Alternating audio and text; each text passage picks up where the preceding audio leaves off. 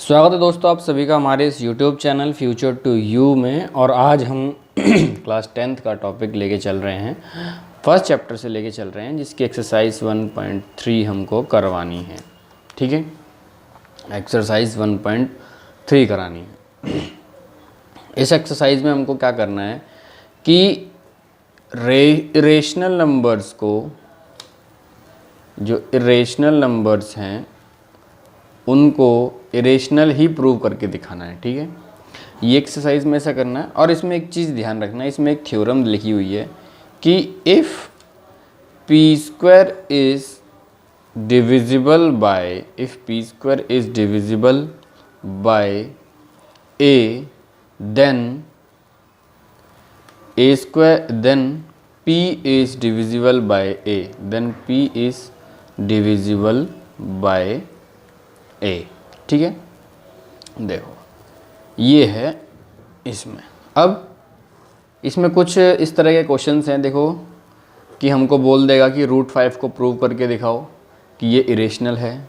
हमको बोल देगा वो कि 3√2 को प्रूव करके दिखाओ कि ये इरेशनल है। हमको बोल देगा कि प्रूव 1/√2 को प्रूव करके दिखा दो कि ये इरेशनल है। हमको बोल देगा प्लस माइनस वाले भी कुछ 3 दे देगा, जैसे कि हमको बोल देगा वो कि 5 - √3 जो है इसको प्रूव करके दिखाओ कि ये इरेशनल है।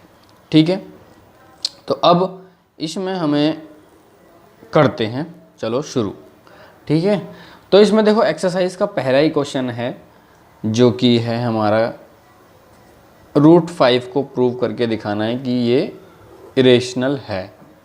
ठीक है, इसको प्रूव करके दिखाना है कि ये इरेशनल है। ठीक है, अब देखो ये ऐसे क्वेश्चंस को करने के लिए ना हम कुछ स्टेप्स मैं आपको बताता हूँ। देखो पहला स्टेप होता है कि जो भी गिवन नंबर है को उसको मान लो, let given number be rational. पहला नंबर हमें रेशनल मान लो उसको। ठीक है, कि वो रेशनल नंबर है, तो मान लो कि √5 इज़ रेशनल। ठीक है, अब √5 क्या हो गया, रेशनल है। अब रेशनल है तो √5 को हम p/q की फॉर्म में लिख सकते हैं ना, p/q की फॉर्म में, तो p/q हो गया। अब मान लिया कि ये p/q की फॉर्म में है। ठीक है, देन उसके बाद स्टेप सेकंड आता है। ठीक है, अब स्टेप सेकंड जो है हमारा, इसमें एक और चीज़ ध्यान रखना कि ये जो p और q है ये दोनों कोप्राइम है। ये क्या है, ये दोनों कोप्राइम हैं। और कोप्राइम वो नंबर होते हैं जिनका फैक्टर 1 के अलावा दूसरा नहीं होता, जिनका फैक्टर 1 और वो नंबर खुद ही होते हैं, वो होते हैं कोप्राइम नंबर्स। ठीक है, तो अब देखो अगला स्टेप है जो हमारा, उसमें हमें क्या करना है कि हम √5 को q से मल्टीप्लाई करेंगे और ये हो जाएगा p। ठीक है, ये हो गया हमारा p। अब देखो हमें कभी भी ये जो ऊपर जो रूट लगा हुआ है, इस रूट को कभी भी हमें ऊपर नहीं रखना होता। इस रूट को हटाने के लिए हम करेंगे स्क्वायरिंग बोथ साइड। अब हमने दोनों तरफ क्या कर दिया, हमने कर दिया स्क्वायर, तो ये हो जाएगा हमारा 5q² is equal to p²। 5q² is equal to p²। ठीक, तो अब देखो ये जो q है, अब ये जो q² है, q², अब इसमें हम क्या लिख सकते हैं, p²/5। अब देखो ये जो इस वाले थ्योरम के हिसाब से, ये जो मैंने लाइन लिखी थी कि if p² is divisible by a, if a then p is divisible by a, इसका कहने का अर्थ ये है कि अगर 49 को हम 7 से डिवाइड करते हैं तो जो 7 है वो भी 7 से ही डिवाइड हो जाएगा, 7 से भी डिवाइड हो जाएगा। कहने का अर्थ ये है। तो देखो अब इसमें हम क्या करें, हम क्या लिखेंगे कि as p² is divisible by 5, then p is divisible by 5। ठीक है, अब हम क्या करेंगे कि स्टेप थर्ड जो है हमारा, स्टेप थर्ड में हमें क्या करना है कि हमें स्टेप थर्ड में भी जो p = 5 लिखा हुआ है ना, तो p = 5 C मान लेंगे। अब C क्या है? C वो नंबर है कि मान लो कोई भी एक नंबर है, तो उस P तक पहुंचने के लिए 5 को कितनी बार मैं मल्टीप्लाई करूंगा, जितनी बार मल्टीप्लाई करूंगा वो नंबर क्या होगा, वो C होगा। अब देखो यहाँ पर जो P की वैल्यू है, यहाँ पर जो P की वैल्यू है वो मैंने रखी यहाँ पर P की जगह पे, तो ये हो गया √5Q is equal to 5C।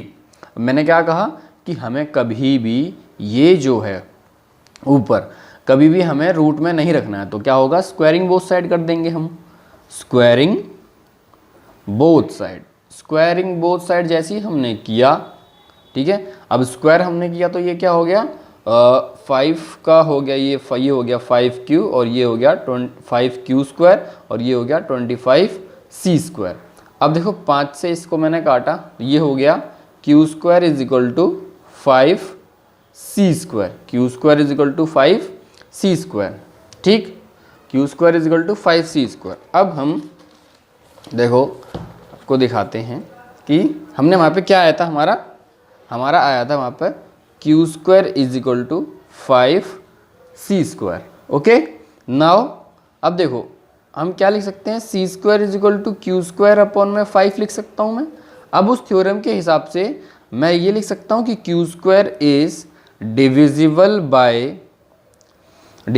Bye 5, therefore Q is divisible bye, इसीलिए Q जो है वो भी किससे डिवाइड हो जाएगा, 5 से हो जाएगा, ठीक है। अब देखो ये हो गया 5 से डिवाइड। अब देखो हम क्या लिख सकते हैं कि अब हम लिख सकते हैं, ये देखो ये हो गया हमारा थर्ड इक्वेशन, ठीक है। और ये जो हमारी थी ये थी हमारी सेकेंड इक्वेशन। अब देखो इस सेकेंड इक्वेशन से और इस थर्ड इक्वेशन से, from second and third equation, अब सेकेंड और थर्ड से हमें क्या पता चल गया कि जो P और Q जो नंबर, देखो सेकेंड वाली में हमने क्या प्रूव किया था कि जो P है वो 5 से डिवाइड हो जाएगा, और सेकेंड और थर्ड वाली में हमने कर दिया कि Q जो है वो 5 से डिवाइड हो जाएगा। लेकिन हमने स्टार्टिंग में जो नंबर माने थे वो रेशनल थे। स्टार्टिंग में जो फर्स्ट इक्वेशन में हमने जो नंबर्स माने थे, ये जो हमने नंबर माना था, ये नंबर हमने P और Q जो माने थे ये कोप्राइम माने थे, जिनका फैक्टर सिर्फ 1 हो सकता है, 1 के अलावा कोई फैक्टर नहीं हो सकता है, 1 और ये खुद हो सकते हैं। लेकिन यहाँ पर क्या हुआ, यहाँ पर हमारे पास 5 भी आ गया फैक्टर, हमारे पास फैक्टर 5 भी आ गया। अब जैसे ही 5 फैक्टर आ गया तो इसका मतलब अब तो कॉन्ट्राडिक्शन पैदा हो गई। अब हम क्या लिख सकते हैं, as P by Q is rational number which is co-prime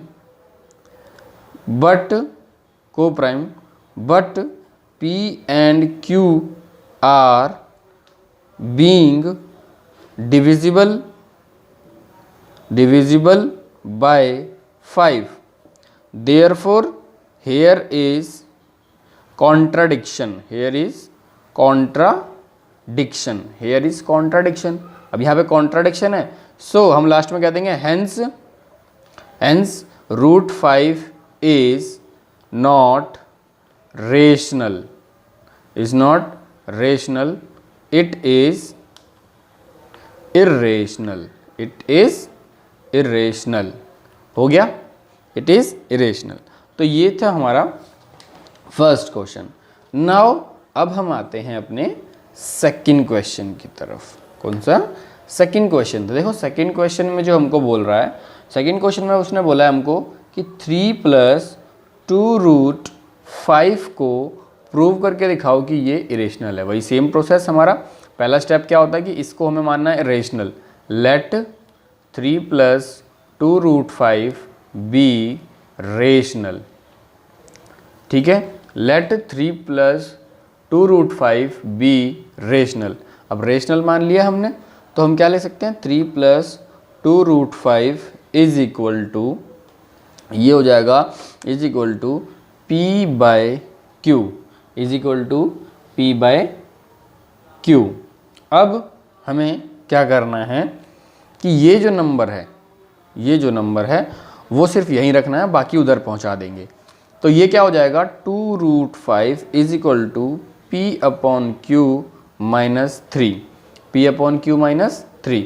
अब 2√5 is equal to p minus 3q upon q हो जाएगा। अब √5 is equal to p minus 3q upon 2 हो जाएगा। अब देखो ये जो नंबर आया, ये नंबर तो मान लिया हमने कि रेशनल आ सकता है, ये नंबर जो है ये रेशनल आ सकता है, लेकिन ये हमको पता है कि जो √5 है, हमें ये पता है कि √5 क्या है, इरेशनल नंबर है। √5 तो हमको पता है कि ये इरेशनल नंबर होता है, ठीक। तो अब कॉन्ट्रडिक्शन पैदा हो गई कि इरेशनल नंबर रेशनल के बराबर कैसे हो सकता है। So here is contradiction. अब यहाँ पर एक कॉन्ट्राडिक्शन है। कॉन्ट्राडिक्शन क्या है कि √5 is irrational but p minus 3q upon 2 is rational.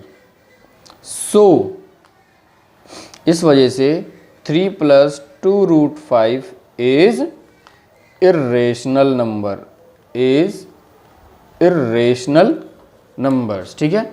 तो ये हो गया हमारा क्वेश्चन नंबर 2। इस तरीके से हमारा क्वेश्चन नंबर 2 हो गया।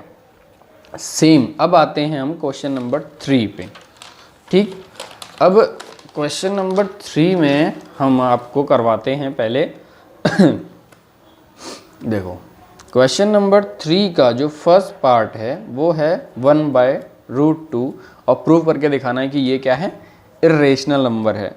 तो वही हमारा पहला जो हमने स्टेप पहला हमारा होता है कि लेट 1/√2 बी रेशनल, ठीक है, ये हो जाएगा रेशनल। तो 1/√2 इज इक्वल टू क्या हो जाएगा, p अपॉन q, ठीक है। अब ये एक दूसरे को मल्टीप्लाई हो जाएंगे तो ये हो जाएगा p√2। अब हमें ऊपर क्या करना है, हमें यहाँ पे रूट में रखना नहीं है, तो स्क्वायरिंग बोथ साइड मतलब ये q² is equal to 2p² हो जाएगा, है ना। अब ये 2 इधर आ गया तो क्या हो जाएगा, p² is equal to q² upon में 2, p² is equal to q² upon में 2। अब वही वाला थ्योरम के हिसाब से क्या हो गया, q² is divisible by 2 but q and q is also divisible by if, then q is also divisible by 2। ये भी 2 से डिवाइड हो जाएगा, ठीक है, इसके हिसाब से, ठीक है जी। तो अब हमें क्या लिखेंगे हम कि q is equal to 2c लिखेंगे, q is equal to 2c लिखेंगे, है ना। अब देखो q की वैल्यू क्या आई है हमारे पास, यहाँ पे q की वैल्यू क्या आई है हमारे पास, p√2। तो q यहाँ पे हमने रखा p√2 is equal to 2c। अब √2 तो हटाना है हमको, तो ये हो जाएगा 2p² is equal to 4c², ठीक है। इससे ये गया, तो अब यहाँ पर क्या आएगा, देखो अब ये यहाँ पर हमारे पास क्या आएगा कि p² is equal to 2c²। अब यहाँ पे देखो c² इज इक्वल टू क्या आएगा, p² अपॉन में 2, c² इज इक्वल टू क्या, ये c² क्या आएगा, p² अपॉन में 2।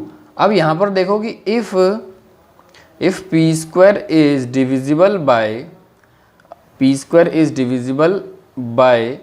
2 देन p क्या होगा, p भी डिविजिबल होगा, p इज डिविजिबल बाय 2, जो p है वो भी 2 से डिविजिबल हो जाएगा। अब हमको क्या मिल गया, देखो ये हमारी हो गई सेकंड इक्वेशन, ये हो गई हमारी थर्ड इक्वेशन। देखो सेकंड इक्वेशन और थर्ड इक्वेशन से हमको क्या पता लगता है कि जो p और q हैं, हमने क्या कहा था कि ये दोनों तो रेशनल नंबर हैं, और रेशनल भी हैं और कोप्राइम भी होते हैं, हमको ये भी पता है। और कोप्राइम वो होते हैं क्योंकि इनका 1 होता है। अब देखो 1 के अलावा 1 फैक्टर होता है, 1 के अलावा इसके फैक्टर क्या आ गए, इन दोनों का फैक्टर 2 आ गया, यहाँ भी 2 आया और यहाँ भी 2 आया। तो हेयर इट इज कॉन्ट्रडिक्शन, यहाँ पे क्या आ गई, कॉन्ट्रडिक्शन आ गई हमारे पास। Here P and Q has 2 as factor, अब 2 का 2 एज फैक्टर हो गया, therefore here is contradiction, here is contradiction. अब यहाँ पे कॉन्ट्राडिक्शन है, इसलिए हम कह सकते हैं हेंस क्या लिख सकते हैं, 1/√2 is irrational number, 1/√2 is irrational number. ये हो गया, ठीक है। अब ये तो फर्स्ट पार्ट था हमारा क्वेश्चन नंबर 3 के पहले का। अब एक और पार्ट है हमारा, वो एक और पार्ट करके दिखाता हूँ मैं आपको। इसका है सेकेंड पार्ट, ठीक है। सेकेंड पार्ट में कह रहा है कि 7√5 को प्रूव करके दिखाओ इरेशनल है। फर्स्ट स्टेप हमारा क्या होता है, लेट 7√5 बी रेशनल। पहला स्टेप होता है कि उसको रेशनल मान लो। अब रेशनल मान लिया तो 7/√5 इजिकल टू P/Q हो जाएगा, और P और Q क्या है, को प्राइम है, और को प्राइम है तो इनका 1 एक फैक्टर होगा सिर्फ, ठीक है। अब हमने क्या करा कि इसको P/Q हो गया। अब हमने जो किया इसका वो P/Q मान लिया, रीअरेंज। अब इसको हम करेंगे रीअरेंज, ठीक है। तो देखो 7, अब ये √5 यहाँ रह जाएगा, अब ये P/7Q हो गया। अब देखो P/7Q, अब P/7Q क्या है, ये तो रेशनल नंबर आ सकता है क्योंकि ये तो P/Q के फॉर्म में हम लिख सकते हैं, इसमें ना कोई रूट है ना कुछ है, तो इसको तो P/Q के फॉर्म में लिखा जा सकता है, ये तो रेशनल है। लेकिन √5 हमको पता है कि ये एक नंबर ऑलरेडी इरेशनल होता है, इसको हम प्रूव कर चुके हैं। तो यहाँ पे कॉन्ट्राडिक्शन आ गई, कॉन्ट्राडिक्ट आ गया। कॉन्ट्राडिक्शन की वजह से क्या हुआ कि 7√5 क्या है, 7√5 इज रेशनल, इरेशनल नंबर। 7√5 क्या है, इरेशनल नंबर है। इसका थर्ड पार्ट जो है वो आप खुद करोगे, 6+√2 लिखा हुआ है, वो जस्ट क्वेश्चन नंबर 2 की तरह है, सेम उस तरीके से करोगे। आपको यहाँ तक ये मैंने समझा दिया, और मिलते हैं आपको नई वीडियो के साथ। आपको ये जैसी भी वीडियो लगी हो मुझे ज़रूर बताना कमेंट सेक्शन में, और इस चैनल पर नए हो सब्सक्राइब करके ज़रूर जाना, ताकि आपको हर एक वीडियो टाइम से टाइम मिलती रहे। तब तक के लिए धन्यवाद।